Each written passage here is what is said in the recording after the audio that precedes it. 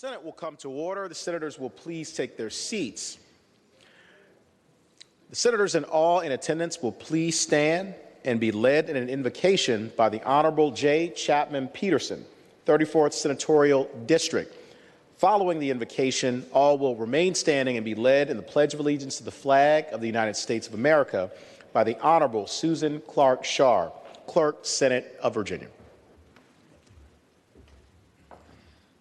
Thank you, Governor. I have a reading from the book of Isaiah, chapter 61. The Spirit of the Lord is upon me, because he has anointed me to bring good news to the poor. He has sent me to heal the brokenhearted, to proclaim liberty to the captives and freedom to the prisoners, to proclaim the year of the Lord's favor and the day of our God's vengeance, to comfort all who mourn, to provide for those who mourn in Zion, to give them a crown of beauty instead of ashes, festive oil instead of mourning, and splendid clothes instead of despair.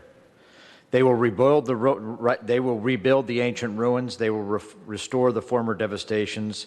They will renew the ruined cities, the devastation of many generations.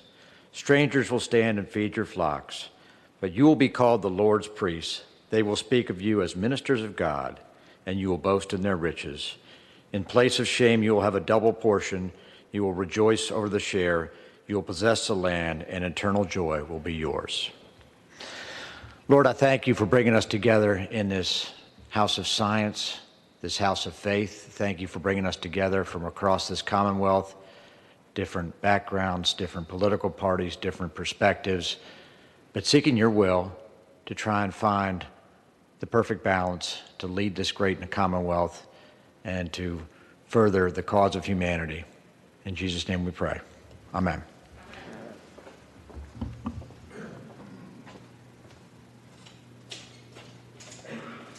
I pledge allegiance to the flag of the United States of America and to the republic for which it stands, one nation, under God, indivisible, with liberty and justice for all.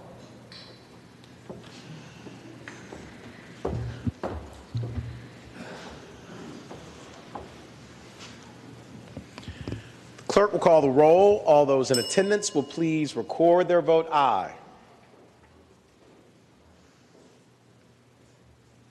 Clerk will close the roll. You have a quorum, Mr. President. Senate Journal for Friday, September 4th, 2020.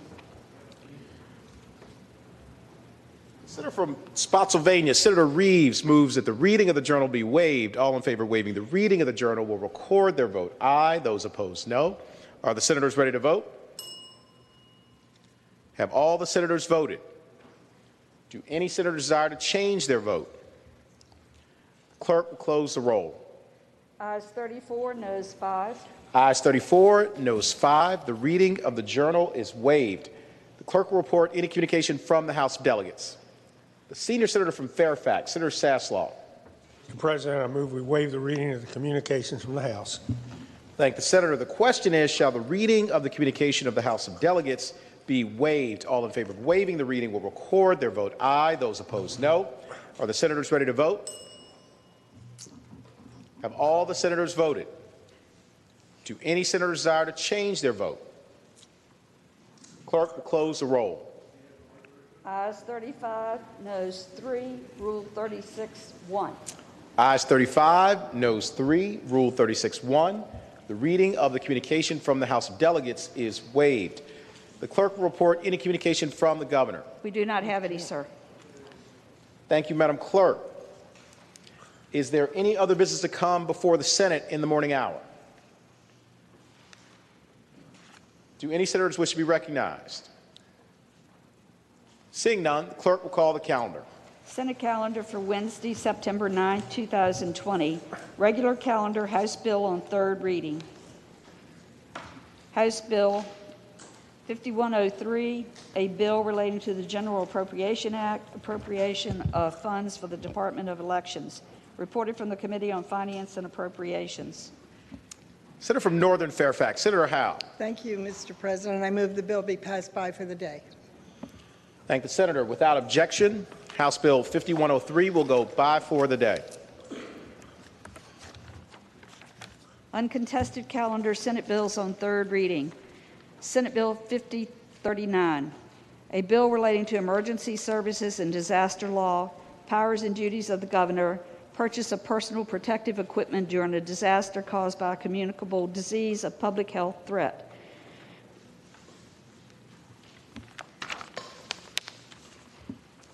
Senator from Western Fairfax, Senator Marsden. Thank you, Mr. President. I move that the bill pass. And speaking to the bill. Senator has the floor. Thank you, Mr. President. This provides an option for the governor to become a procurement agent for PPE to provide that to private nonprofits and other entities in the state of Virginia at reduced cost. And as we amended it in Senate Finance, it requires the governor to recover any costs associated with running this program from those who participate in it, so it does not have a fiscal impact, and I move that the bill pass. Thank the Senator. Do any other senators wish to be heard regarding Senate Bill 5039? Seeing none, the question is, shall Senate Bill 5039 pass? All in favor of the motion will record their vote aye. Those opposed, no. Are the senators ready to vote? Have all the senators voted? Do any senator desire to change their vote? Clerk will close the roll. Ayes 39, noes 0. Ayes 39, noes 0. Senate Bill 5039 passes. Senate Bill 5116, a bill relating to in-home consumer-directed services, electronic visit verification exception. Senator from Hanover, Senator McDougal. Thank you, Mr. President. Mr. President, I move that the bill pass. And speaking to the bill. Senator has the floor. Thank you, Mr. President. Mr. President, many of you have probably encountered constituents in your own district that have struggled with this particular situation that this bill should alleviate. And we tried to do it in the budget last year, but because of the financial situation, we're not successful. But Mr. President, parents who stay at home with their children and are receiving services have to go through the same verification system with an app as a person that is paid for from outside coming into their household has to do.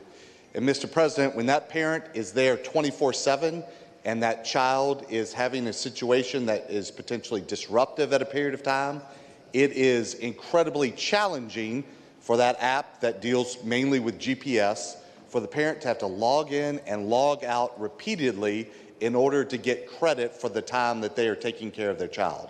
And Mr. President, as we look at what this does, it will make the lives of parents, lives like Lisa, as she deals with some of the challenges that her daughter Haley has, their lives so much easier as they go forward. But Mr. President, there should be no expense to the Commonwealth because it will allow them to submit their verifications physically, paper or email, instead of having to do so through the app. Mr. President, thank you for allowing me to speak briefly on this bill, and I renew my request that it pass. Thank the Senator. Do any other senators wish to be heard regarding Senate Bill 5116? Seeing none, the question is, shall Senate Bill 5116 pass? All in favor of the motion will record their vote aye. Those opposed, no. Are the senators ready to vote? Have all the senators voted? Do any senator desire to change their vote? The clerk will close the roll. Ayes 39, noes 0. Ayes 39, noes 0. Senate Bill 5116 passes. Regular calendar Senate bills on third reading. Senate Bill 5050, a bill relating to parole notice and certification monthly reports discretionary early consideration. Senator from Rockingham, Senator Obenshain. Mr. President, I move that the bill pass. And speaking to the bill, Senator has the floor. Mr. President, members of the Senate, we had a robust discussion of this bill on Friday in which we discussed some of the changes that have been proposed, some of the policy reasons behind this bill. While I may not fully embrace all of the amendments that have been adopted, I respectfully submit that this bill still accomplishes a number of important objectives, and maybe we can continue the discussion come January with respect to other objectives that were in the bill. But what this bill now does is it does help to ensure that the parole board does comply with their existing requirements, particularly the requirements of notifying law enforcement, notifying victims prior to the release of inmates. It will go a long way towards preventing some of the rather shocking developments over the first several months of this year. And I thank the senator from Eastern Fairfax for his help in this regard. I think it does improve the system by making it clear that the Department of Corrections shall not release an inmate until that notification takes place. It also adds a measure of transparency as well.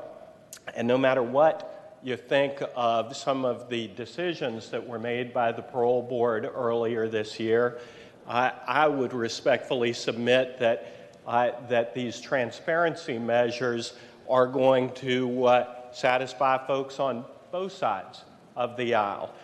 For one thing, it provides communities and persons across the Commonwealth with notice of what the offense was that was committed by somebody who is being released on parole. If it was a drug offense, that's going to be included. If it was murder, that's going to be included. But to the point of the junior senator from City of Richmond, who complained that some of the criticism with respect to some of the decisions was misdirected because somebody has spent 40 years in prison before being released, that's going to be included in the transparency measures as well. So if somebody is sentenced to 3 life sentences for murder and has spent 40 years in prison before being released, that's going to be part of the notification. But if they've been convicted of murder and spent 6 years in prison, that is going to be part of the transparency that this bill is going to require in order to qualify for compliance with this law. So with respect, I would submit that this is going to add a measure of accountability for a parole board that during the first 6 months of this year has frankly run amok, but it's also going to provide a measure of transparency that I would respectfully submit that all of us in here ought to wholeheartedly embrace. So with that, I would again ask that this bill pass. Thank the senator. Do any other senators wish to be heard regarding Senate Bill 5050? Seeing none, the question is, shall Senate Bill 5050 pass? All in favor of the motion will record their vote aye. Those opposed, no. Are the senators ready to vote? Have all the senators voted? Do any senators desire to change their vote? Clerk, close the roll. Ayes 39, noes 0. Ayes 39, no 0. Senate Bill 5050 passes. Senate Bill 5012, a bill relating to the Virginia Freedom of Information Act, Virginia Parole Board member votes. Senator from Roanoke County, Senator Suderline. Thank you, Mr. President. I move that the Senate agree to Senate Bill 5012. Speaking to that motion. Senator, has the floor. Thank you, Mr. President. The parole board, as everyone knows, has immense power in making the decisions if inmates that will be released or for parole. It's an amazing impact on both the public and the individuals affected by that decision. And unfortunately, no one knows how those decisions are made with the votes because those votes aren't public. Very rare is the board in Virginia that does not have their recording votes available for everyone to see, and this bill would change that by clarifying that their votes are public record and would be available under the Freedom of Information Act. Hopefully, with the understanding that they're available under the Freedom of Information Act, they would simply include them like everyone else does. Thank the senator. For what purpose is Senator from Alexandria, Senator Eben rise? Speaking to the bill. Senator, has the floor. The patron caught my ear with his statement that no one knows how these decisions are made, and I just wanted to walk the body through very briefly what the bill would still not provide in terms of decision-making information to the general public. And it should be noted that the Crime Commission is reviewing parole this year. It would be prudent for them to include the proposals that the senator from Roanoke County has included in their study. But there's lots of information that goes to parole board members before they decide whether or not to vote in favor or against granting an individual offender parole. Those include reports from counselors, which would not be FOIAble under this bill. They would include letters from victims, which would not be FOIAble under this bill. They include their risk assessment score, which would not be FOIAble under this bill. So this bill wants to make FOIAble the individual votes of members without the information used to arrive at the decision. So I don't know how much it's really going to help shed light on their operations, if that's the goal. I did learn a little bit more about these votes. There are hundreds of these votes cast, and they're not cast in a meeting where the parole board sits down at a table together. They're done individually. They vote electronically on a special, using special software, a special system, and one member votes at a time. So once enough votes are cast in favor of granting someone parole, they are to be paroled, or if there are enough votes cast to deny them parole, they would be denied. So you would not really get a picture on how each member of the board voted. There is a significant fiscal impact, I'm told, contrary to what I heard in committee, to reprogram the electronic vote system. That came from the Department of Public Safety. And again, the votes don't occur during a meeting, so it's not as simple as just appending something to the minutes. So I don't know what's helped. I got a copy of a threat that was issued to members of the parole board regarding one in particular, and I can read it. But I think that when you start to isolate the members who are using their best professional judgment, there can also be more pressure, and this should not be a political decision. This is kind of based on individual inmates' parole board. But here's what it said. Quote, boy, I'd hate to be you scumbags who released the cop killer and violated laws in doing so and moral laws of mankind. People can find out where you live very easily. Rest easy. It's only a matter of time. So we'd be encouraging a little bit more public dialogue over individuals' votes when not even all members of the parole board voted on any one inmate's fate. So with that, I ask that we vote against the bill. Thank the senator. For what purpose is the junior senator from Richmond City, Senator Morrissey, rise? Thank you, Mr. President, and good morning to you. Good morning, Senator. Mr. President, would the gentleman from Roanoke County yield for a question? Senator Yield? Yes. Senator Yield, you have the floor. I would direct the senator's attention to lines 22 and 23 with the attendant clause and subject to the provisions of this chapter. Words mean something, and can you, Senator, tell me why that clause was added to the language? I understand the first part, the gentleman's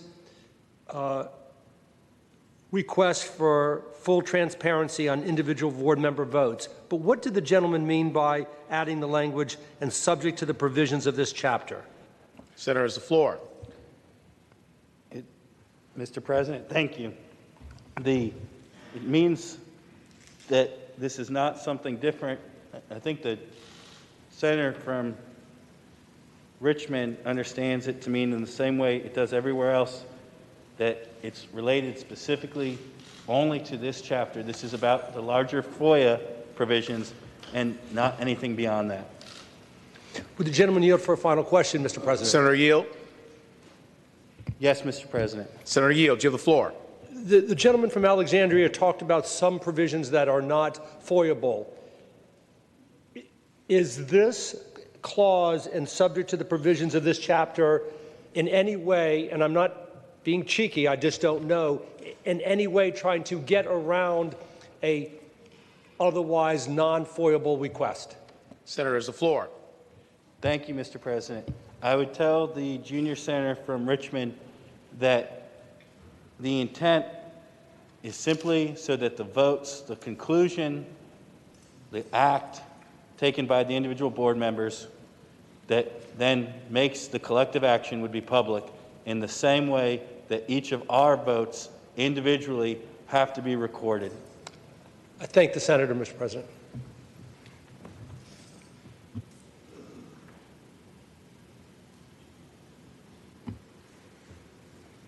Thank the senator. For what purpose does Senator from Henrico, Senator Donovan, rise? To speak to the bill, Mr. President. Senator, it's the floor. Just to respond, I understand, I think we all do, what it's like to be held accountable for our votes. And I think we've all seen tweets, very much like the one that's read or posted on our Facebook page, and it's an unfortunate circumstance that we're in today, but it is not a reason to withhold transparency for the public.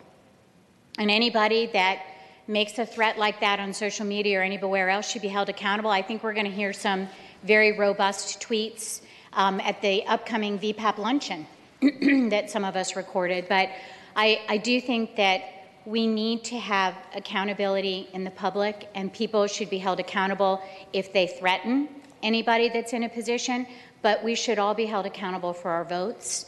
And with this being one of the unique boards that is not, I think it's time for us to change that. I'm so impressed that it's come through the committees as it has so far, and I hope this body will see fit to pass this important measure for Virginia. Thank you, Mr. President. Thank the senator.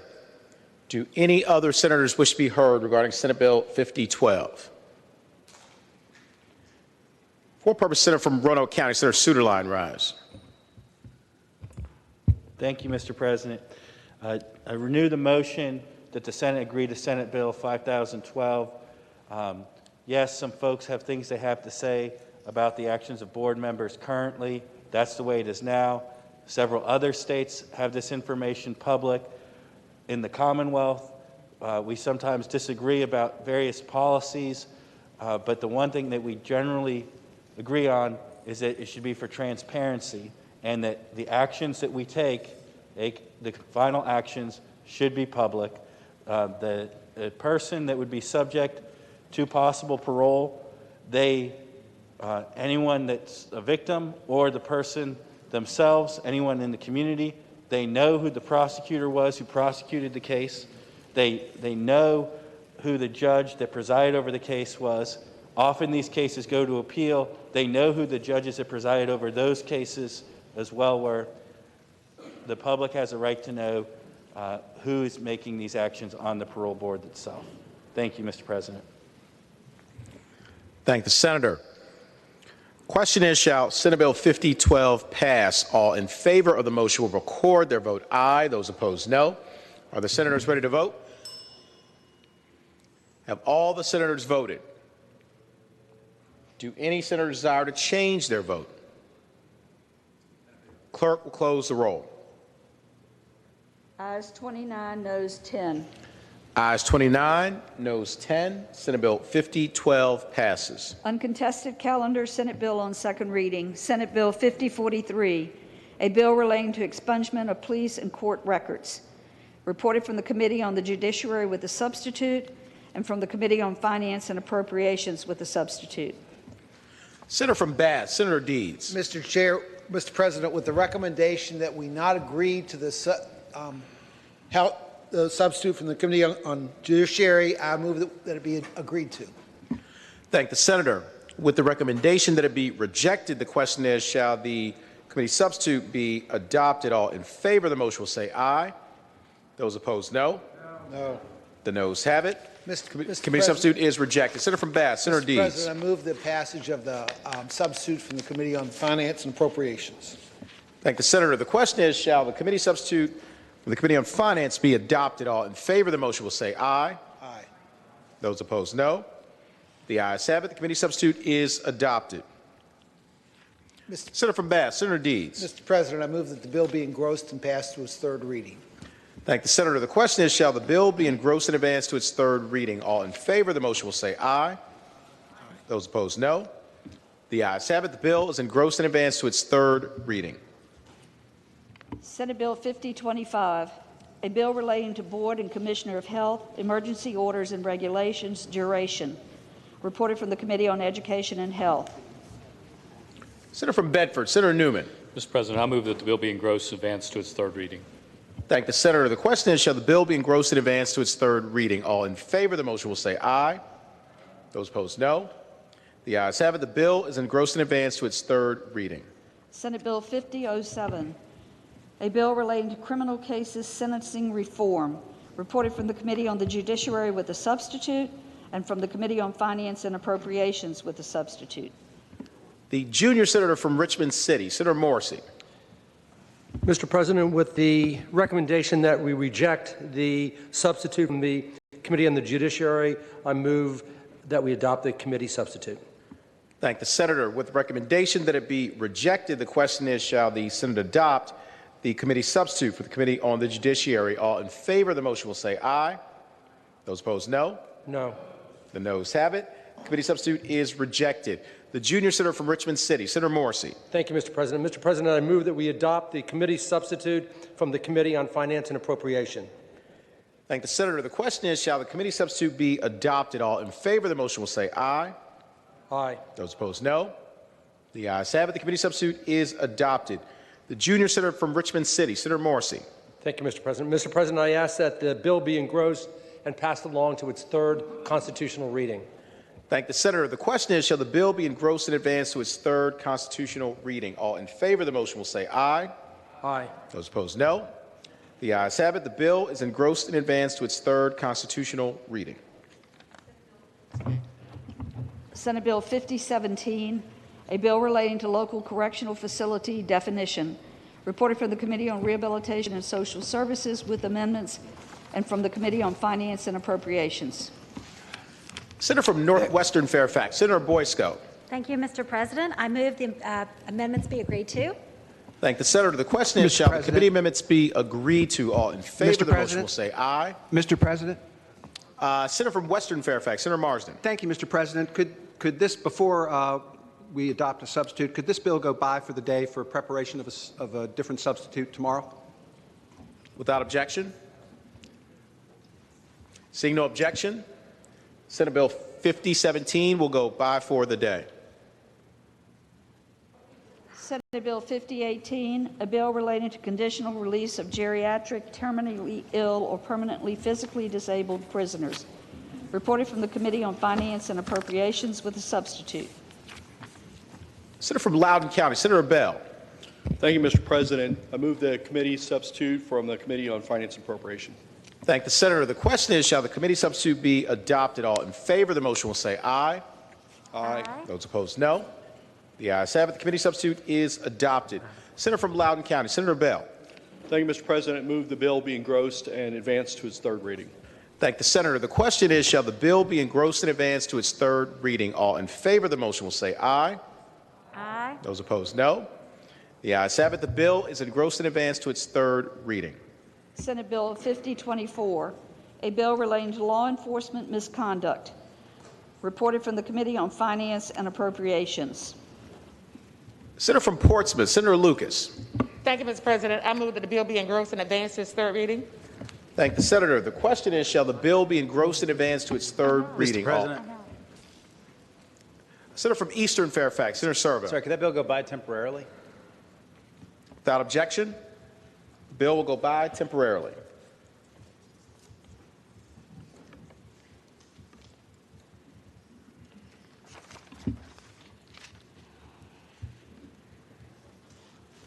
Senate Bill 5030, a bill relating to policing reform.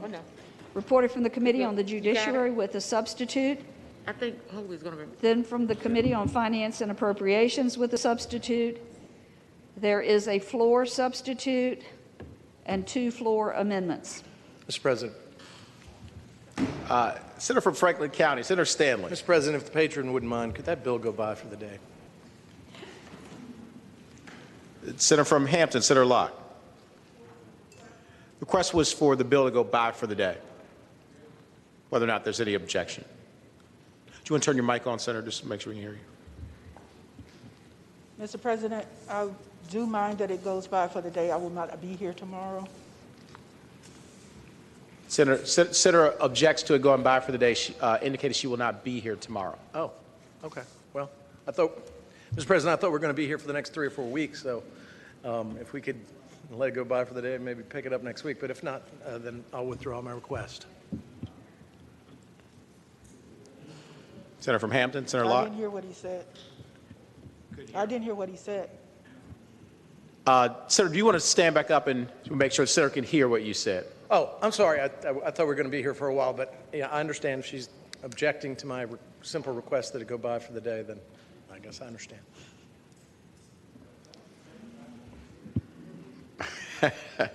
So here we are. We're at Senate Bill 5030.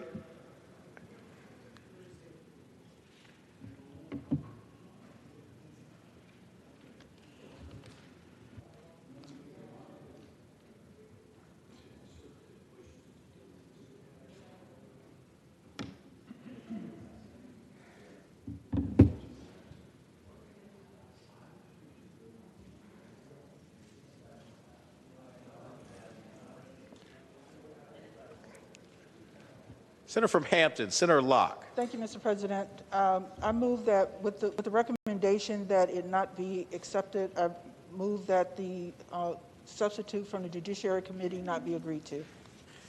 Thank the senator. With the recommendation that it be rejected, the question is, shall the committee substitute from the Committee on the Judiciary be adopted? All in favor of the motion will say aye. Those opposed, no. No.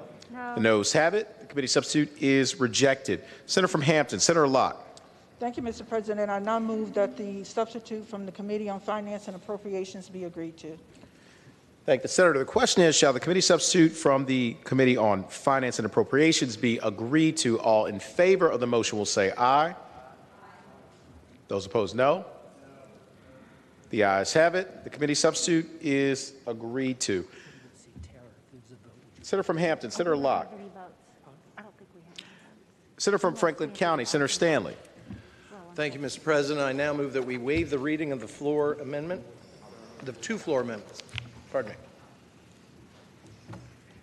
Thank the senator. Right before we get to the floor amendments, I'll just rule that the floor substitute is now out of order since we've adopted the floor sub. And that's withdrawn.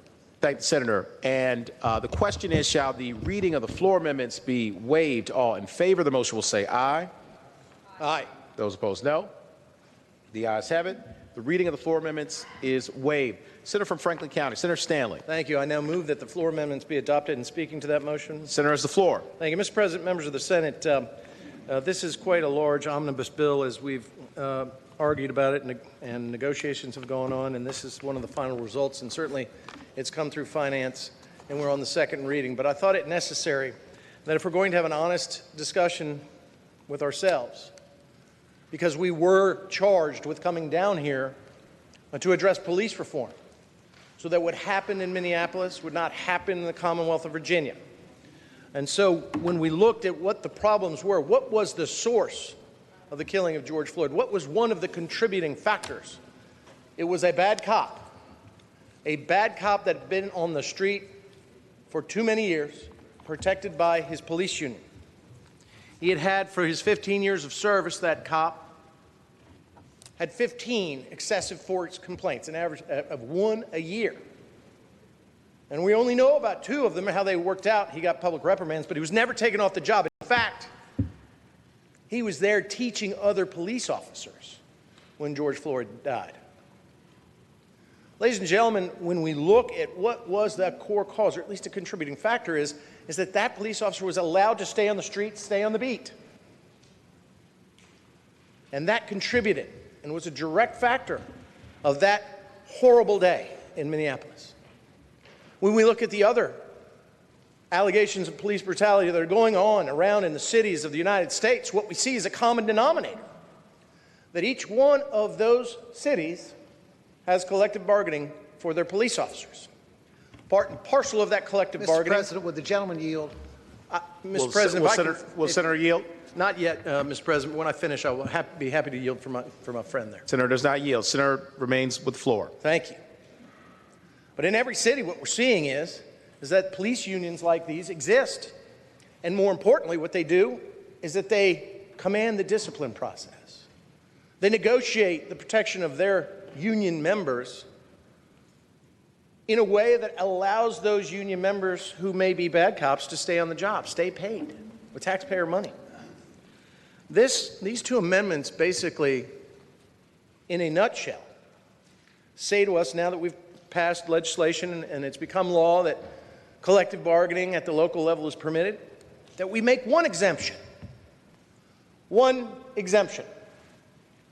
that law enforcement will not be allowed to enter into collective bargaining agreements. Because what we have seen, as I've just said, is backed up by fact. Police unions allow bad cops to stay on the street.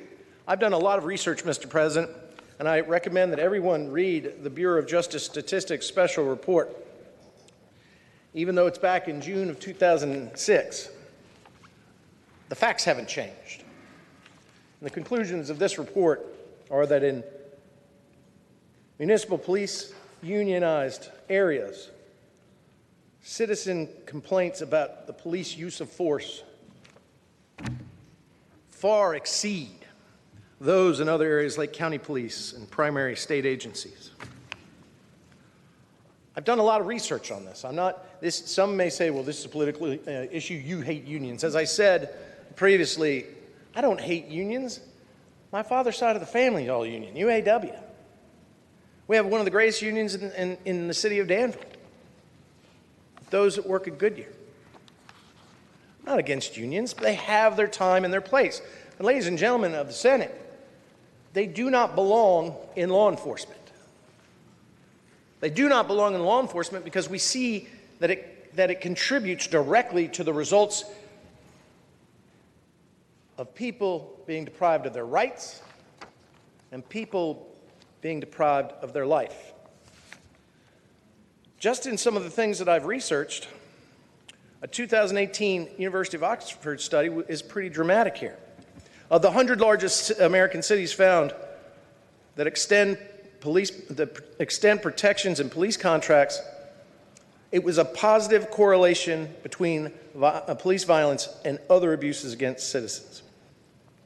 A 2019 University of Chicago study found that extending collective bargaining rights to Florida sheriff's deputies led to a 40% statewide increase of violent misconduct by police officers. Only 1.5% of complaints, Mr. President, that were filed against the Minneapolis police, the same police that hired and protected Derek Chauvin, have resulted in suspensions, terminations, demotions between 2013 and 2019. This according to CNN.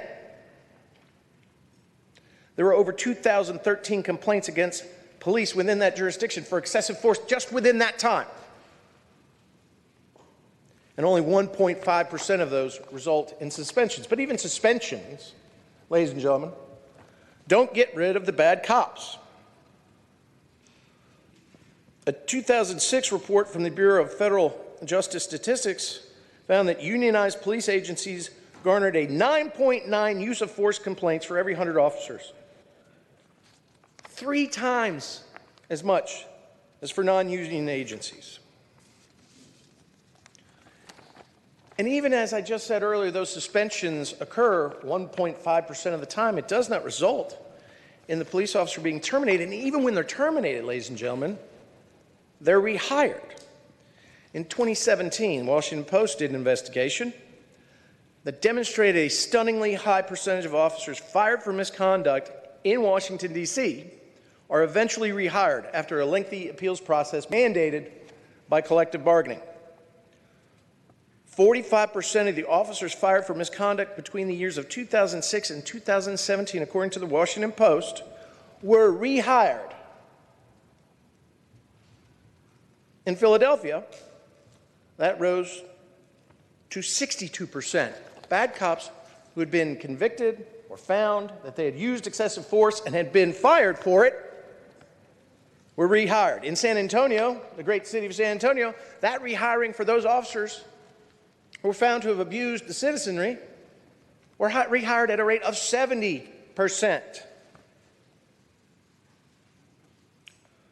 Duke Law and the Duke Law Review and Journal, they analyzed 178 police union contracts, and they found that a number of provisions that played a role in shielding police those consequences of misconduct, including provisions in collective bargaining that would even limit an officer's interrogation after the alleged misconduct, mandate the destruction of those disciplinary records, ban civilian oversight, prevent anonymous civil complaints, indemnify officers in the event of civil suits, and limit the length of internal investigation. They examined 178 police union contracts and found that 156 of them, around 88%, contained at least one provision that could thwart legitimate disciplinary actions against officers who engage in misconduct. Ladies and gentlemen, when we're trying to reform law enforcement, a lot of times we have knee-jerk reactions. We've seen some bills that certainly I agree with, certainly a lot of bills I don't disagree with in reforming how we conduct law enforcement. When our aim and our goal, as it was stated when we started this special session, from the mandate and the edict of our governor, His Excellency, was that we were going to take on police reform, meaningful police reform.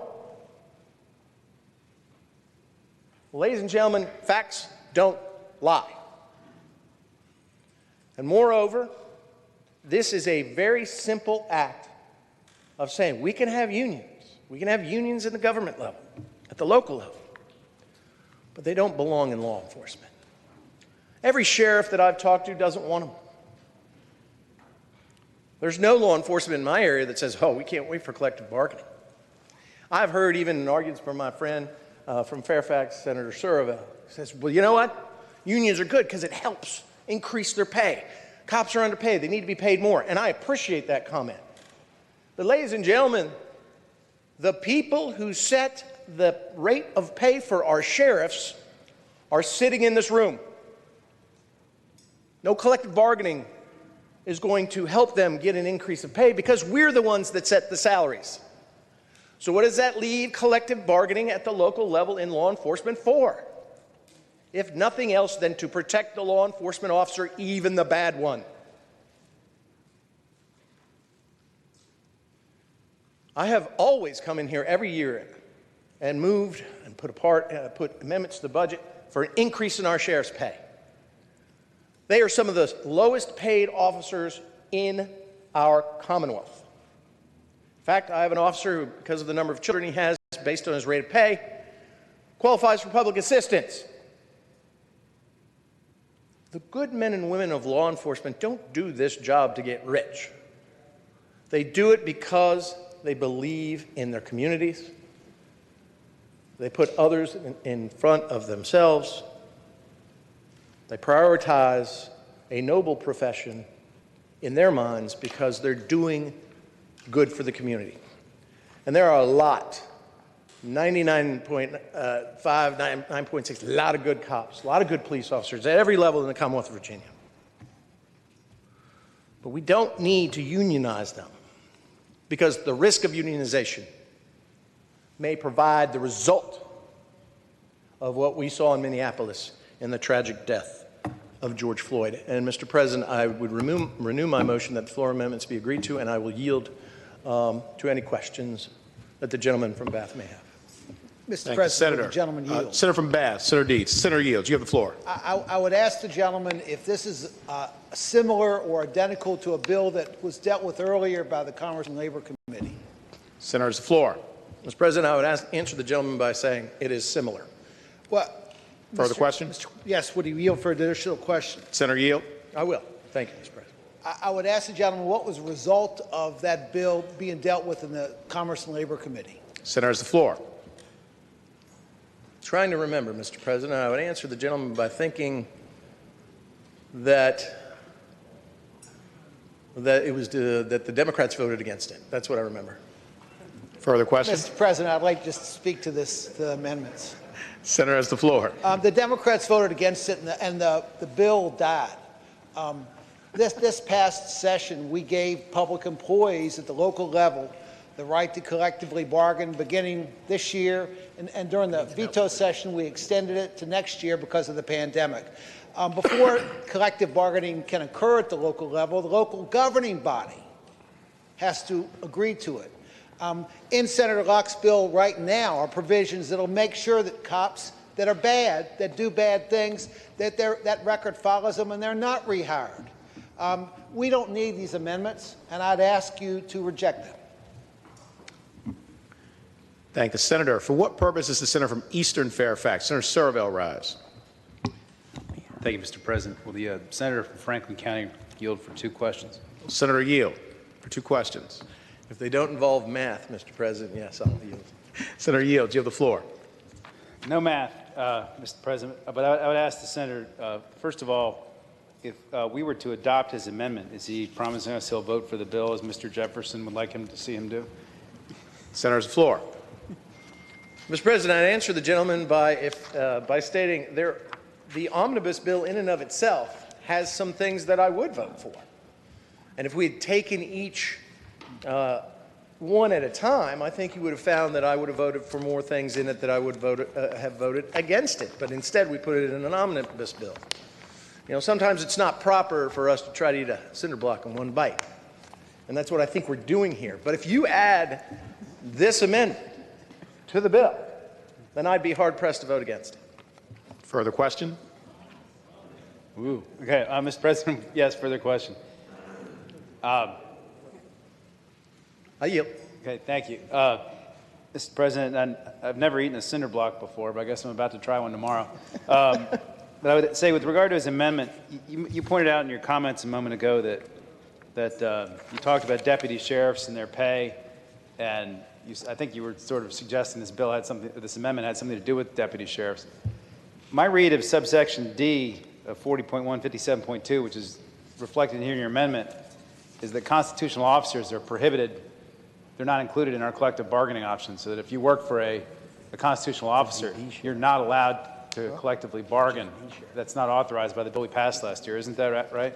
Mr. President, Senator's the floor. I thank the gentleman for his question, and as he refers to D, what we're talking about is no officer elected pursuant to Article 7, Section 4, or any employee of such officer is vested with possess the authority to recognize any labor union or other employee association. So that's what it does say. Further question? But, Mr. President, I would say, if I can just say, in the last time that the good senator and I had this discussion, he was saying that collective bargaining was needed for local police departments so that they could get their pay raised. He used, as an example, our sheriffs, and I was just pointing out that our sheriffs are paid by us, and their rate of pay is determined by us every time we have, and every time we discuss the budget. Senator, further question? No further question, but speaking to the bill. Senator's the floor. Thank you, Mr. President. I appreciate, I'm sorry, not the bill, the amendment, but I appreciate the senator's offer here to amend the collective bargaining rules for police departments.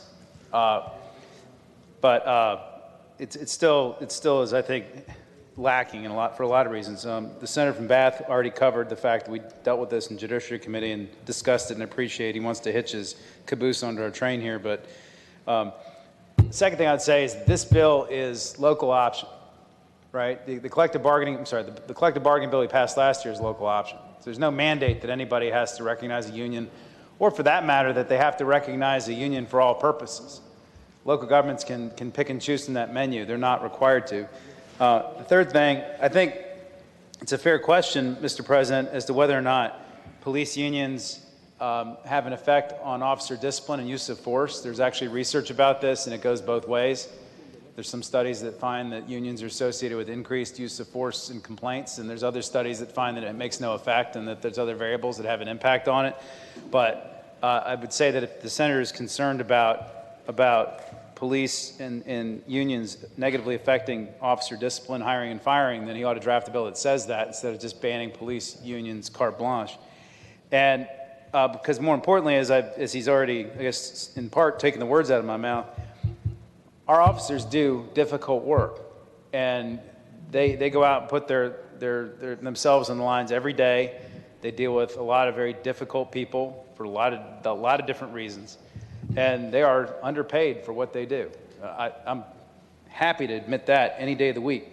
A new state trooper salary in Virginia, I believe, is $44,290. Fairfax County police officer starts around $54,000. That's probably the highest in the state, is my guess. Maybe Arlington County might be higher than that. Wouldn't surprise me if Arlington's higher. But, after taxes and rent, God help you if you have a child, because at least in Northern Virginia, child care will run you $1,500 for an infant a month.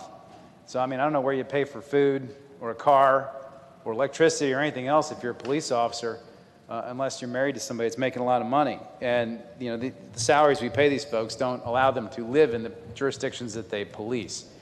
And so, these unions, I think, would go a long way towards helping them gain the leverage they need to get a fair wage. And the last point I'll make is that if we set up our law enforcement for the situation where the county employees get a union, the teachers get a union, the firefighters get a union, but the police don't, guess who's going to be at the short end of that stick? Every day of the week, the police officer's going to be the last ones that end up getting taken care of. And so if you want to help law enforcement, this is the absolute last way to do it. There's better ways and more focused ways to achieve this objective.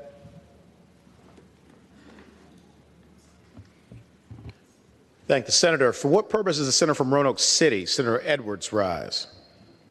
Will the senator from Franklin yield for a question? Will the senator yield? Mr. President, I'll always yield for my friend.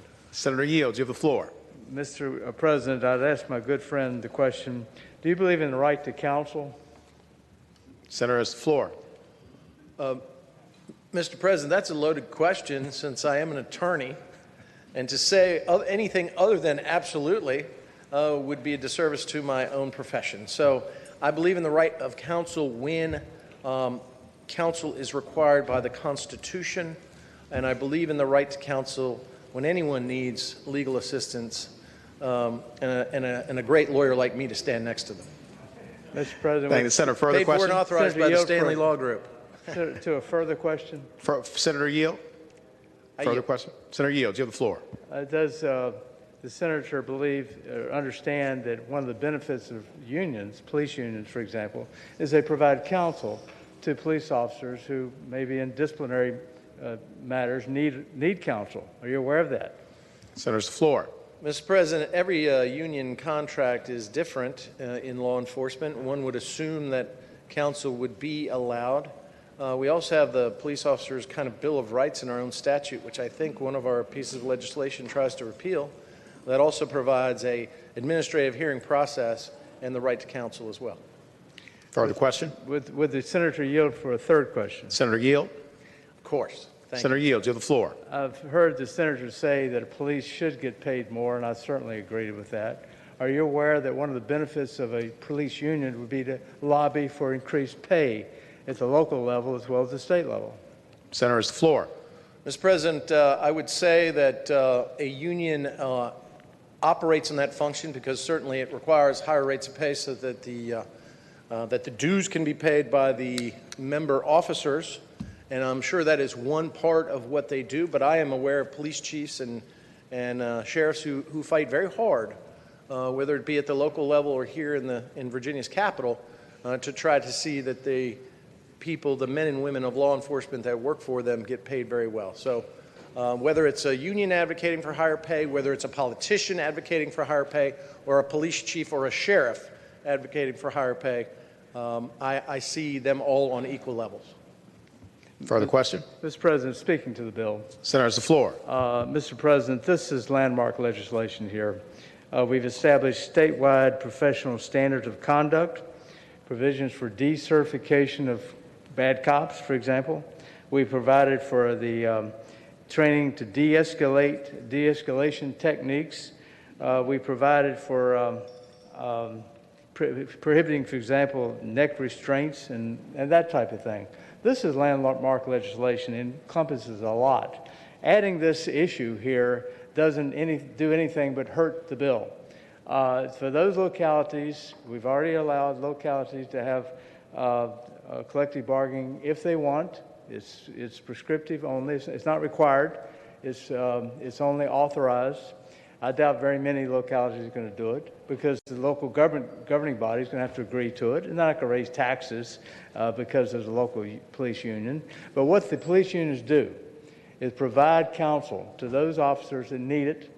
As the senator from Franklin agrees, everybody's entitled to right to counsel, and that's a benefit.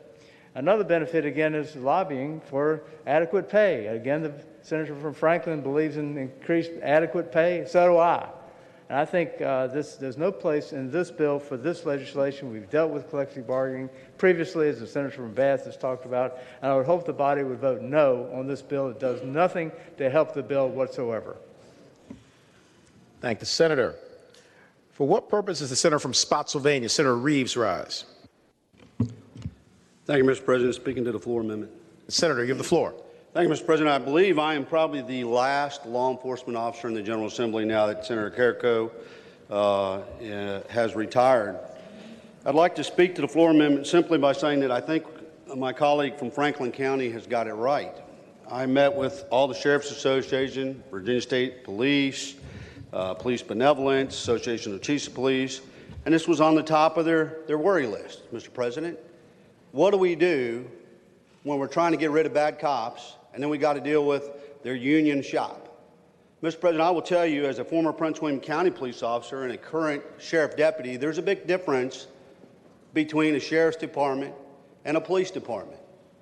In the police department, when you would have a use of force report done from trying to effect an arrest, you'd go through internal affairs, and then internal affairs would kick that up, and if there was an issue there where you were found questionable, you had a process. It was called grievance rights, Mr. President, and you went through that. But guess what, Mr. President? We actually had legal counsel afforded to us because we were members of the Fraternal Order of Police. You might have heard of them. Most law enforcement officers are part of the Fraternal Order of Police, and one of the benefits of that, besides additional life insurance, is the opportunity to have counsel present. Mr. President, I will tell you, nothing will do more harm to getting rid of bad officers than allowing union shops to come in and start protecting those folks. I've served with some of those folks, and the statistics don't lie. The data doesn't lie, folks. The senator from Franklin put it out there. It's plain and simple. Look at the cities where they're having the problems with all the police that have used too much force. They can't even get to the attorney before the union rep is showing up, and they can't even get the initial statement out of that officer. Is that what we want? Is that truly what we want? We are beating the tar out of law enforcement right now, and I know you're hearing from them in your inbox because I am too. Ladies and gentlemen, there is a time and a place. This is a huge bill. It's an omnibus bill, so we can push a lot of things through in a small quantity. This is one other measure that you can throw your chiefs of police and your officers a bone. They're not asking for you to be unionized, but the unions are asking to come in because they want that money and they want to start that process. So you have a decision to make. If you really want to get rid of bad cops, then pass this floor amendment, put it in there. The House can yank it out, but at least show that you're doing something in the Senate, Mr. President. Thank you. Thank the senator. For what purpose, Senator from Rockingham, Senator Obenshain, rise? Mr. President, I rise to speak to the floor amendment. Senator's the floor. You know, a couple of things I want to point out. Number one is I've heard some suggestion that we shouldn't worry so much about the collective bargaining bill that was passed during the past session. Number one, because maybe I misheard, but I think I heard somebody say that it doesn't do anything. That's a pretty cynical approach if that's why it was passed. If we passed a bill that wasn't supposed to do anything, I think some of our friends in organized labor are going to be a little bit disappointed in that. I happen to think it does do something, and I give my colleagues more credit than that. I believe that it actually does open the door in a significant way to public employee unions that I frankly think was a big mistake, whether we're talking about public safety unions or other unions in the Commonwealth of Virginia. But this really does one thing. It affects only those public safety unions. And, I heard somebody suggest that this is premature. Nobody has authorized these unions yet. And quite frankly, we'd be fools. If we are inclined to embrace this theory, we'd be fools to wait until after some locality in Virginia does have collective bargaining for police unions before addressing this issue. Let's not take something away after it's been given. Now is the time to address this.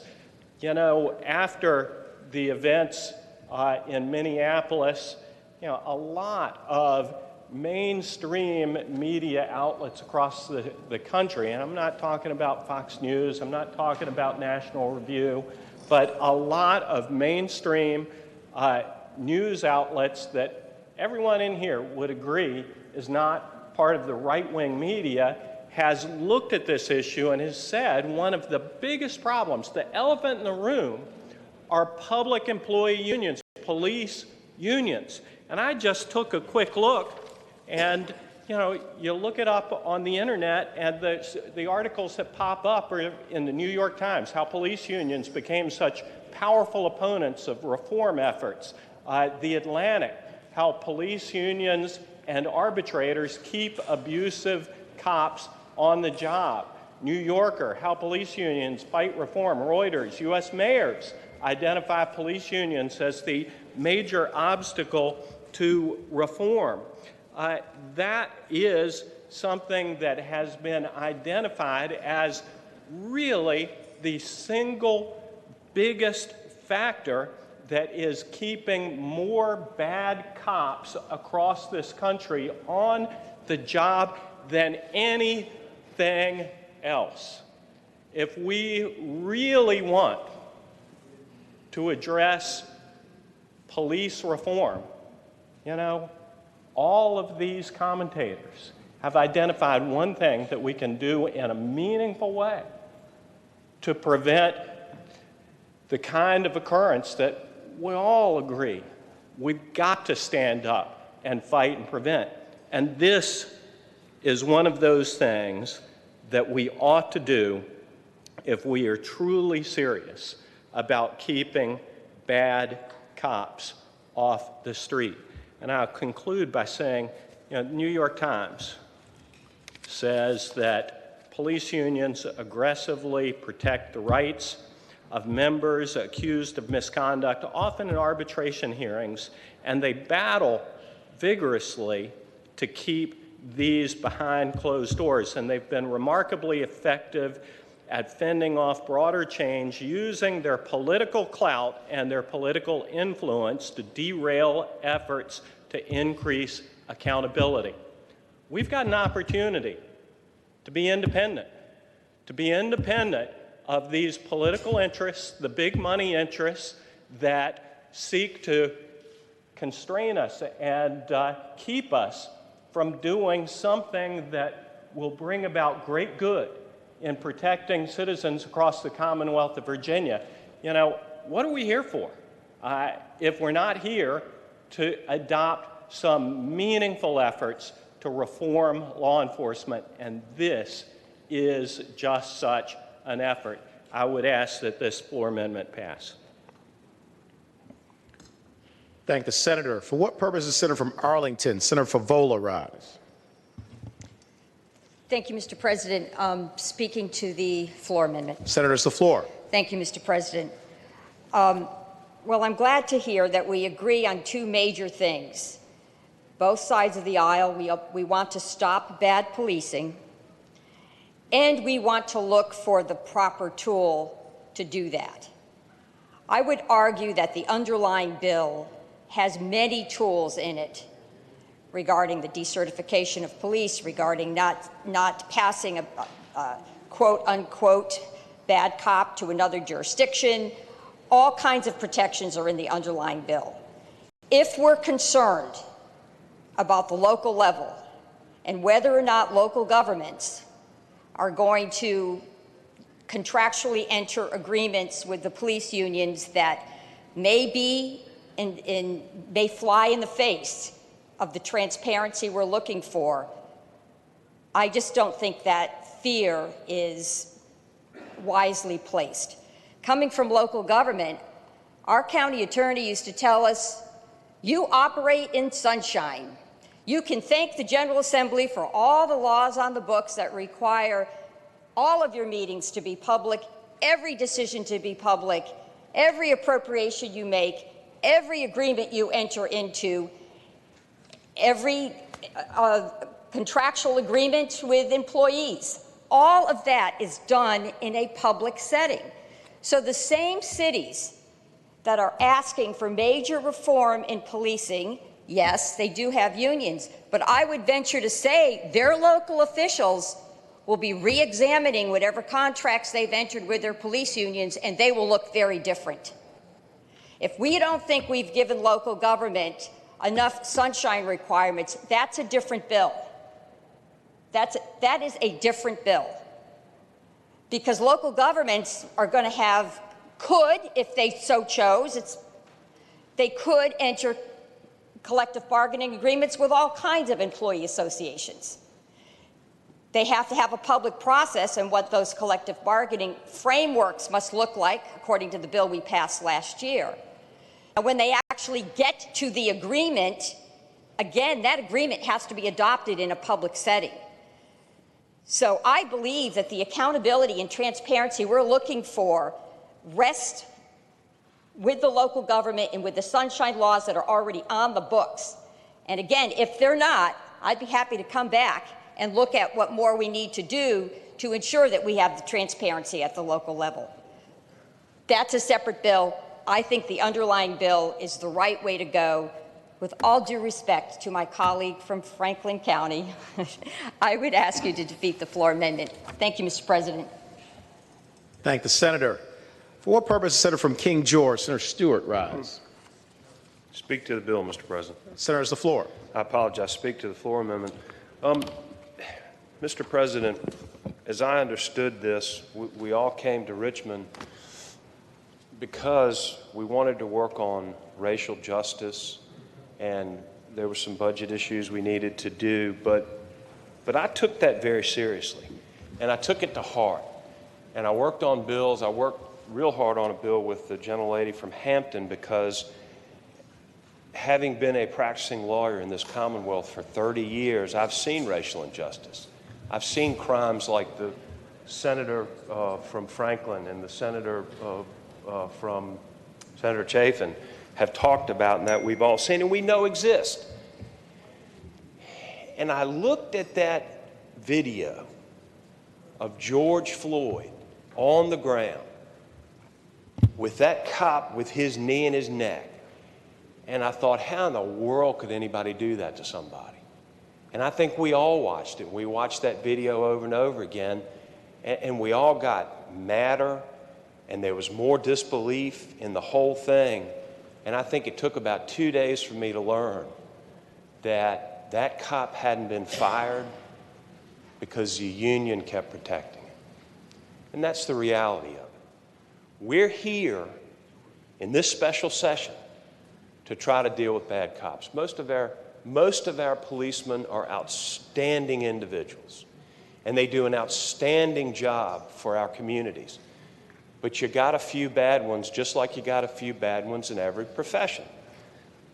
And so we come in here to try and deal with that issue and root those bad cops out.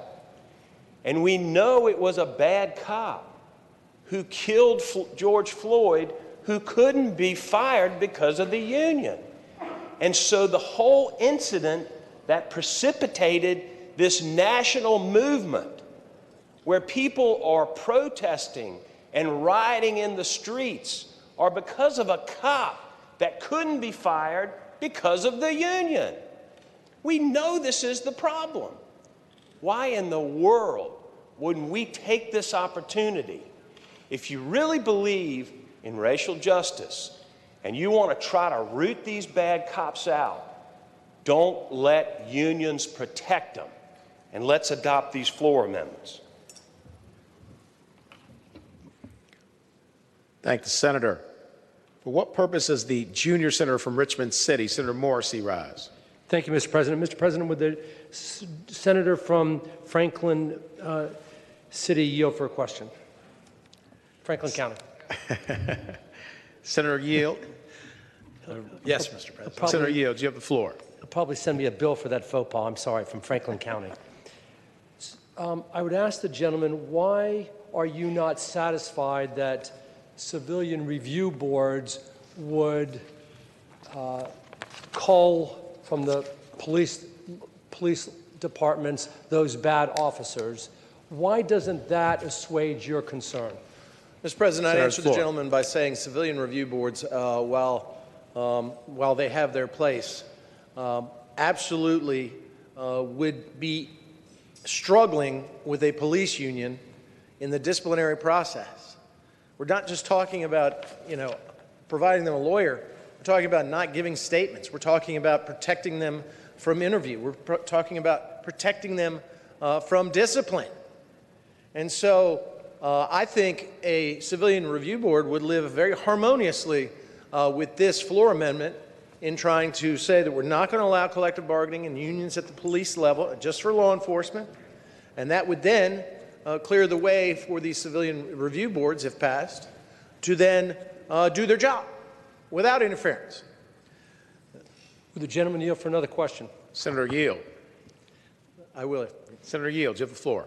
To be clear, the gentleman supports collective bargaining, but just wants to carve out collective bargaining for law enforcement agencies. And that is the reason for his floor amendment. Is that correct? Do I have that right? Senator, the floor. Mr. President, I appreciate the question from my friend, and I would say, as having been raised in a blue-collar family, a great many of my relatives are members of unions. I see where it has worked very well for them. It has protected them. So I don't have any personal animus towards a union. But I do believe that when I read these statistics and I read this Department of Justice report, that there is a direct correlation between unions protecting bad cops. And I want to make sure that that does not happen in the Commonwealth of Virginia. Speaking to the floor amendment, Mr. President. Senator, the floor. Mr. President, I've listened carefully as Senators Obenshain and Reeves and Stanley Stewart talked about the necessity for this amendment in order to weed out bad police officers, and they make a very compelling argument. Several senators have also said that they've spoken to their local law enforcement chiefs of police, and their biggest worry is a police union. I haven't heard anybody in this body, including folks on my side of the aisle, that have said, I've spoken to my local police chief and they want this collective union, so this police union. So I'm hoping I will hear from them, because I am one of those senators that's on the fence. The other thing is this. I too am very concerned about unions protecting a bad police officer. For example, I'm sure many of you may have seen there was a 60-minute story about teachers in New York City. Some of them making 80, 90, 100,000 a year. They were bad teachers. That was a given. They brought them all to a room, to a school, and they sat there all day. There's 100, 150 of them. They didn't teach, but guess what? You couldn't fire them because of that union. And I was just astounded by it. So I am concerned that a bad police officer could remain on the force if you allowed collective bargaining. So with that being said, and with me being on the fence, I welcome anybody in this body to tell me that they have spoken to their local law enforcement officer, or chief of police in any county or city, and they have said to you, yes, I want collective bargaining, or I want police unions. Thank you, Mr. President. Thank the senator. Do any other senators wish to be heard regarding the floor amendments? Seeing none, the question is, shall the floor amendments be adopted? All in favor of the motion will say aye. Aye. Those opposed, no.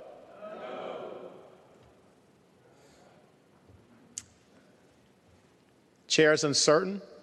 We'll have a recorded vote. Question is, shall the floor amendments be adopted? All in favor of the motion will record their vote aye. Those opposed, no. Are the senators ready to vote? Have all the senators voted? Do any senators desire to change their vote? Clerk will close the roll. Ayes 19, noes 20. Ayes 19, noes 20. The floor amendments are not adopted. Senate Bill 5035, a bill relating to law enforcement's. Sorry. Senator from Hampton, Senator Locke. Thank you, Mr. President. I now move that Senate Bill 5030 be engrossed and advanced to its third reading. Thank the senator. The question is, shall Senate Bill 5030 be engrossed and advanced to its third reading? All in favor of the motion will say aye. Aye. Those opposed, no. The ayes have it. The bill is engrossed and advanced to its third reading. Senate Bill 5035, a bill relating to law enforcement civilian review boards, reported from the Committee on the Judiciary with a substitute and from the Committee on Finance and Appropriations with a substitute.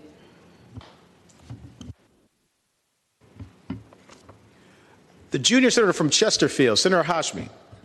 Thank you, Mr. President. I request that we pass the bill by for the day as we work on an amendment. Thank the senator. Without objection, Senate Bill 5035 will go by for the day.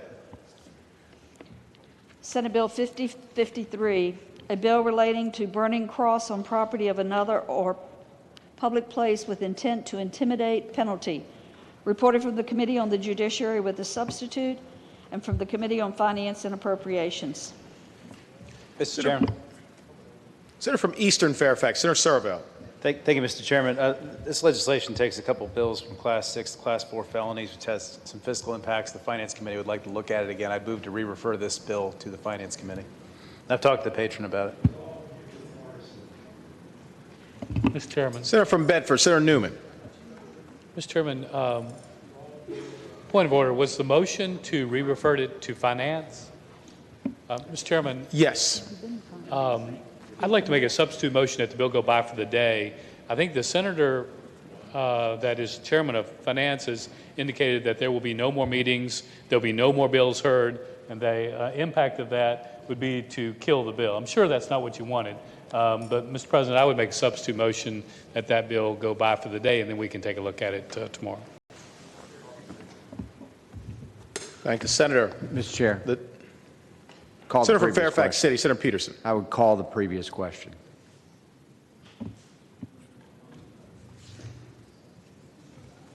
Oh, it does? You okay with that?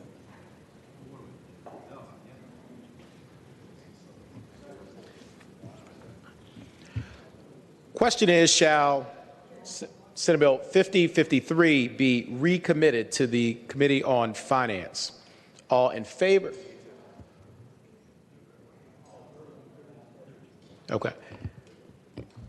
We'll start with the previous question. Question is, shall the Senate be called? Shall the question is, sorry, restarting. Question is, shall the previous question be called? All in favor of the motion will record their vote aye. Those opposed, no. Are the senators ready to vote? Have all the senators voted? Do any senators desire to change their vote? Clerk will close the roll. Ayes 20, noes 19. Ayes 20, noes 19. The motion is agreed to. The question is, shall Senate Bill 5053 be recommitted to the Committee on Finance and Appropriations? All in favor of the motion will say aye. Aye. Those opposed, no. The ayes have it. The bill is recommitted to the Committee on Finance and Appropriations.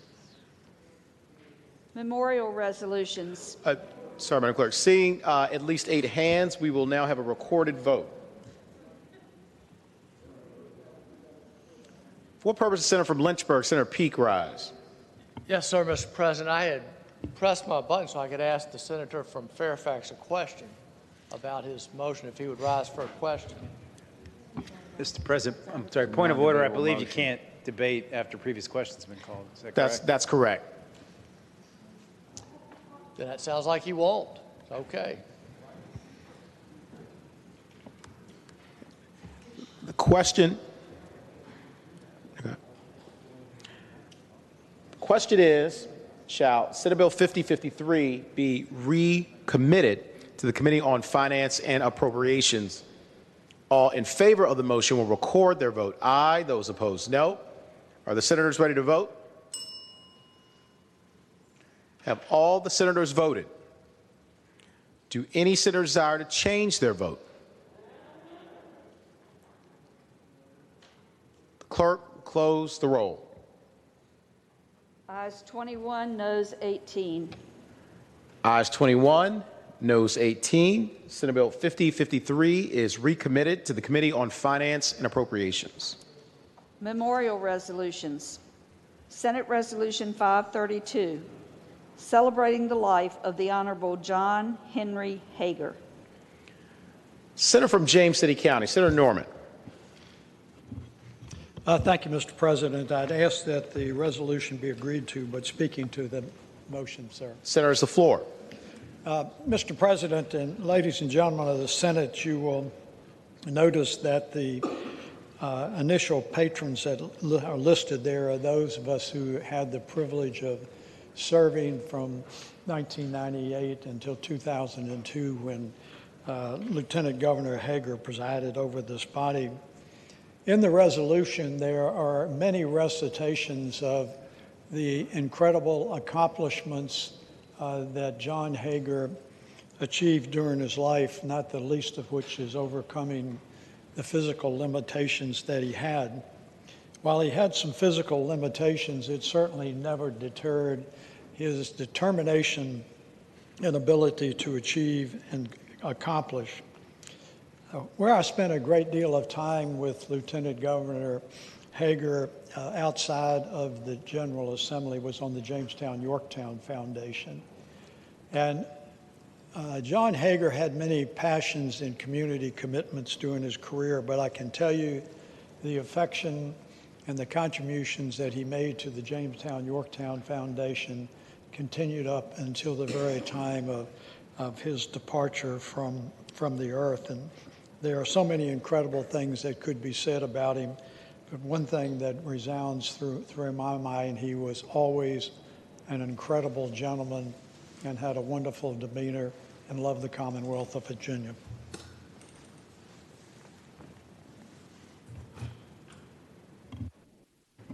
Thank the senator. For what purpose does Senator from Roanoke City, Senator Edwards, rise? Mr. President, I had the privilege of serving under Lieutenant Governor Hager. He was one of the finest gentlemen I think I've ever known. Gracious in every way, totally unperturbed, never got mad. He was, of course, handicapped because of polio that he got when he was a young man. But it never held him back. The fact that he could do as much as he did, both in business as well as in politics, is truly extraordinary. He went to every function. He treated everybody the same with great gentleness and great civility. He was intelligent, he was broad-minded, he was forward-reaching, and I consider it a pleasure and an honor to have had the opportunity to know him, and know him fairly well. It turns out that his son Henry and my son-in-law Patrick Graney were very close friends. In fact, my daughter and my son-in-law went to the Henry and his girlfriend at the time, Jenna, came to my daughter and my son-in-law's wedding in Roanoke. Not many people knew that. And they, in turn, went to the Crawford, Texas for the wedding of Henry and Jenna, and became and still are very close friends. And I thought the world of Lieutenant Governor Hager and Maggie. They're wonderful friends, and like everyone, so sorry about his passing. He was a truly great Virginian. Thank you, Mr. President. Thank the senator. For what purpose does the senior senator from Richmond City, Senator McClellan, rise? Thank you, Mr. President. Speaking to the resolution. Senator has the floor. Thank you, Mr. President. While I did not have the honor of serving with John Hager while he was Lieutenant Governor, I did have the honor of serving with him on the board of the Sorensen Institute, which he chaired for a number of years. And was very committed to the Institute's mission of helping bring civility back to public service and politics in Virginia, and teaching people that while you may disagree politically on an issue, and he and I disagreed on a number of issues politically, the key is trying to figure out where there is common ground and working forward from that. And his commitment to the Sorensen Institute and training future generations of leaders to find that common ground, to disagree without being disagreeable, was right in line with his own character. And on behalf of the Sorensen Institute, we have lost a great leader, but his legacy in that institution will live on. Thank the senator. For what purpose does the senator from Loudoun County, Senator Bell, rise? Thank you, Mr. President. Speaking to the measure. Senator has the floor. I just wanted to briefly remark about Lieutenant Governor Hager. I can't say I knew him very well, but during my time in the House and just coming over to the Senate, I can tell you he was extremely kind to me. When I first came into the House and I was first elected, he called me up. He had dinner with me. He was just a very kind person. And in my 5 years now down in the General Assembly, I think I can honestly say I haven't met anyone who loved this body and this institution more than him. And every time you saw him in the building, you could see that in his eye, and I certainly appreciated that respect, that legacy. And I definitely agree with my colleague, Senator from Richmond City, about his efforts to strive for being agreeable when we disagree. He was a true gentleman, and he'll be sorely missed. I thank you, Mr. President. Thank the senator. For what purpose does the senator from Rockingham, Senator Obenshain, rise? Mr. President, speaking of the resolution. Senator has the floor. Mr. President, there are few people in Virginia I remember longer in my political life than John Hager. I remember John as a child coming to my home and conspiring about the realignment of the Republican Party in Virginia. And I want to speak just briefly about John Hager as a Republican and some of the characteristics that I think that even my friends on the other side of the aisle would appreciate and find admirable. You know, we all know people in each of our parties who suffer disappointment, and you never see them again. John Hager was truly one of the most pleasant people I know. He was truly one of the most beloved Republicans in the Commonwealth of Virginia. And that doesn't mean that everybody supported him for everything he ran for, because they clearly didn't. But John Hager never once was tempted to pick up all the marbles and go home. And I tell you, I really admire that about John Hager. He was a guy who showed up. He showed up all of his political life. And people across the Commonwealth of Virginia, whether they supported him for one office or another or not, they may not have supported him in 1 year, but they loved him for the rest of his political life. John Hager, you know, he ran for chairman of the Republican Party of Virginia and was not successful. Ran for governor of the Commonwealth of Virginia, was not successful. And after a couple of efforts like that, there are a lot of people who would have gone home, called it quits, and said, I'm done with you all. But not John Hager. John Hager showed up at everything. It could be a pizza party in Floyd County. John Hager would be there. It could be a fundraiser in Bedford County.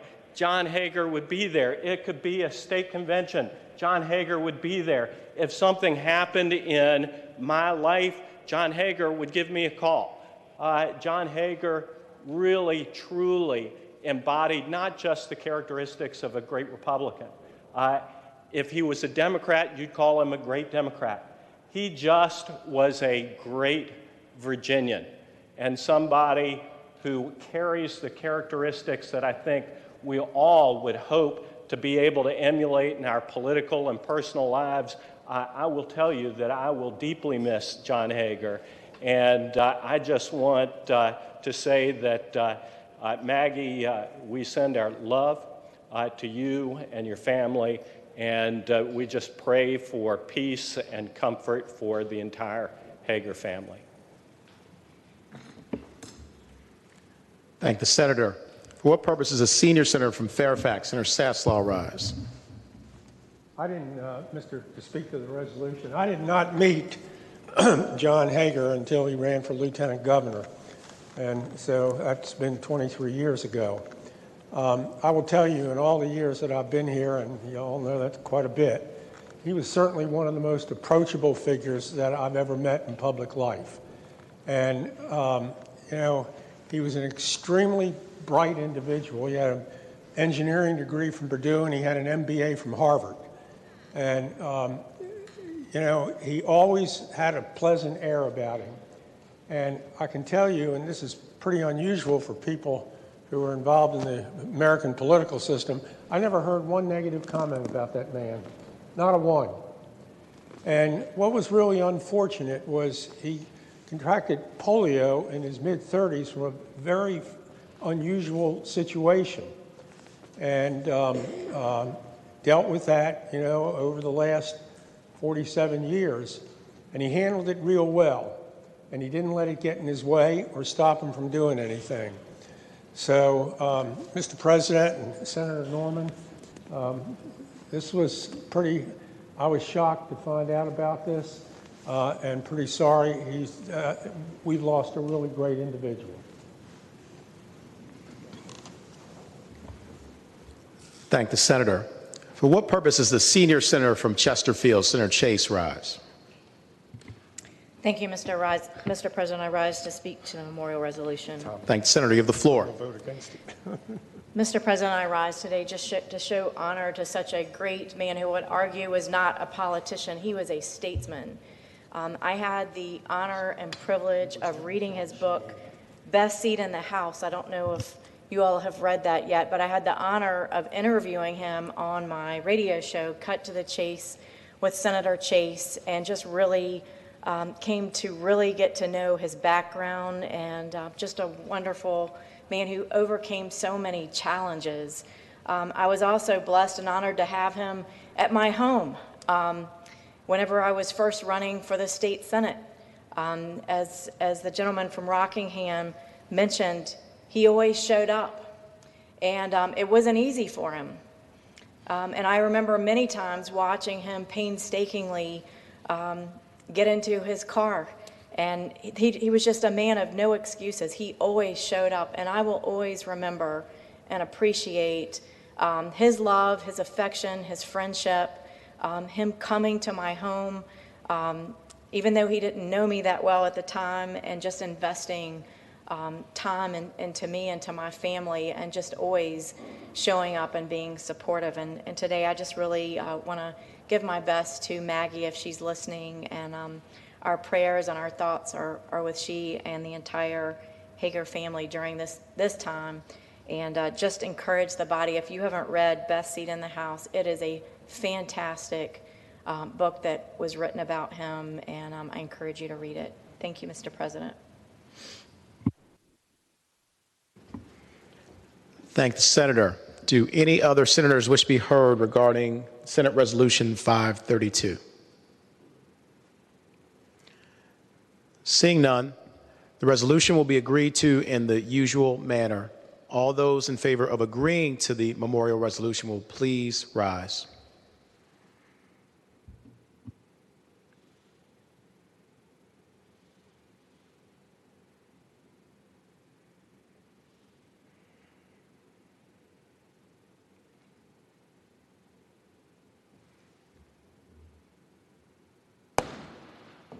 The resolution is agreed to.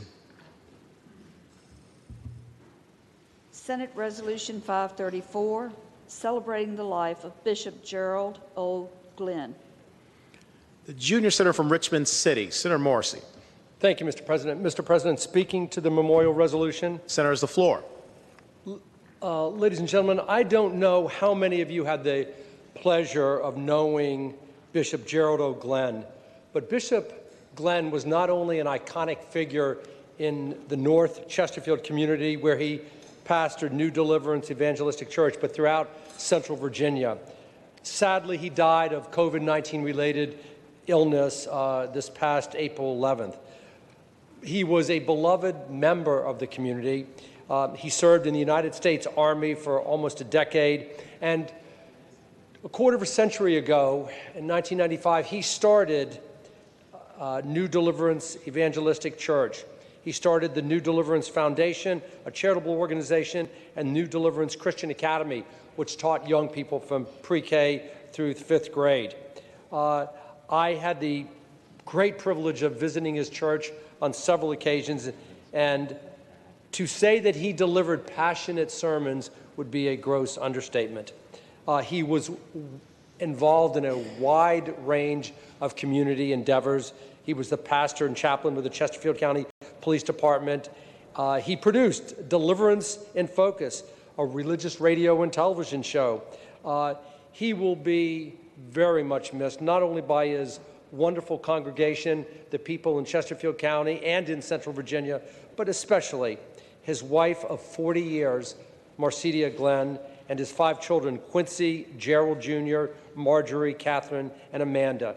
So, Mr. President, if it's appropriate, I'd ask that when we adjourn today, we adjourn in the honor and memory of Bishop Gerald O. Glenn, who passed on April 11th. Thank the senator. For what purpose, Senator from Western Fairfax, Senator Marsden, rise? Thank you, Mr. President. Speak to the resolution. Senator, has the floor. Thank you, Mr. President. I had the honor of serving as the acting director of the Department of Juvenile Justice, and Reverend Glenn for several years was director of that agency, and his passion and compassion for children was as great as you can get. And he served well. He will be missed, and he goes down as someone who moved the ball forward in juvenile justice here in the Commonwealth. Thank you. Thank the senator. Do any other senators wish to be heard regarding Senate Resolution 534? Seeing none, the resolution will be agreed to in the usual manner. All those in favor of agreeing to the memorial resolution will please rise.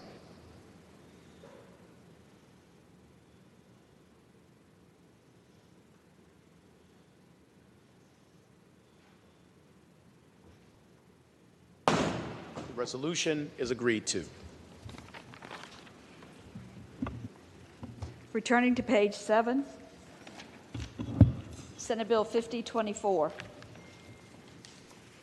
Senator from Portsmouth, Senator Lucas. Thank you, Mr. President. Mr. President, as you know, Senate Bill 5024 is the pattern and practices bill relating to the investigation of misconduct in police departments, and I have an amendment, Mr. President. Yes, Senator, has the floor. Okay, Mr. President, what the amendment does, the General Assembly may include as part of a conciliation agreement. Senator, I'm sorry. I'm sorry, Mr. President. Please waive the reading of the amendment. No worries, Senator. Question is, shall the reading of the floor amendment be waived? All in favor of waiving the reading will say aye. Aye. Those opposed, no. The ayes have it. The reading of the floor amendment is waived. Senator from Portsmouth, Senator Lucas. Thank you, Mr. President. Mr. President, what the amendment does, it includes a part of a conciliation agreement, a provision that localities shall be ineligible for funding under Article 8 and those subsections of the chapter, Title 9.1, upon a finding by any court of the Commonwealth that such locality is failing to comply with the conciliation agreement. Upon such a finding, the court shall declare the locality ineligible for funding until the locality comes into compliance with the conciliation agreement. And Mr. President, I'm sure I need to yield to the senator from Eastern Fairfax because he wants to have something to say about all of these bills, so I'll let him yield. Does the senator from Eastern Fairfax have something to say about all these bills? The senator has the floor. Sure, thanks. Yeah, Mr. President, really quick, this amendment was originally in the big police reform bill, Senate Bill 5030. DCJIS thought this authority would better be suited with the Attorney General. The AG's office was fine to have it. They thought it'd be a useful incentive for them to have to ensure compliance with their conciliation agreements that they enter into with local police departments. And so this is just in a better place. It also eliminates a fiscal impact that there otherwise would have been on the bill. We meant to put it on in finance, but got kind of mixed up in the finance committee meeting, so I'd hope we'd adopt the floor amendment. Thank the senator. Do any other senators wish to be heard regarding the floor amendment? Seeing none, the question is, shall the floor amendment be adopted? All in favor of the motion will say aye. Aye. Those opposed, no. The ayes have it. The floor amendment is adopted. Senator from Portsmouth, Senator Lucas. Thank you, Mr. President. I move that Senate Bill 5024 be engrossed and advanced to its constitutional reading. Thank the senator. The question is, shall Senate Bill 5024 be engrossed and advanced to its third constitutional reading? All in favor of the motion will say aye. Aye. Those opposed, no. The ayes have it. The bill is engrossed and advanced to its third constitutional reading. Mr. President. Senator from Hanover, Senator McDougal. Because I missed it in the morning hour, could the journal reflect that the senator from Fauquier is away on pressing personal business? Thank the senator. The journal will so reflect. Senior Senator from Fairfax, Senator Sasslaw. Mr. President, I'd inquire the clerk, does that complete the calendar? Yes, sir. Thank you, Madam Clerk. Is there any other business to come before the Senate? For what purpose, Senator from James City County, Senator Normant, rise? Thank you, Mr. President. For purposes of an announcement. Senator has the floor. Thank you. Immediately upon adjournment, I would invite the members of the Senate Republican caucus to gather very briefly in the hallway right behind us. The museum is open today, so we cannot go into the normal meeting place. Thank you, sir. Thank the senator. Do any other senators wish to be recognized? Seeing none, the clerk will report any announcements on the desk. We do not have any, Mr. President. Thank you, Madam Clerk. I will then call on the senator from Portsmouth, Senator Lucas. Thank you, Mr. President. Mr. President, I move that the Senate do now adjourn until 12 noon tomorrow, and in so doing, that we do so in memory of Bishop Gerald O. Glenn. Thank the senator. Question is, shall the Senate stand adjourned until 12 noon tomorrow, and that when we adjourn, we do so in the honor and the memory of Bishop Gerald O. Glenn? All in favor of the motion will say aye. Aye. Those opposed, no.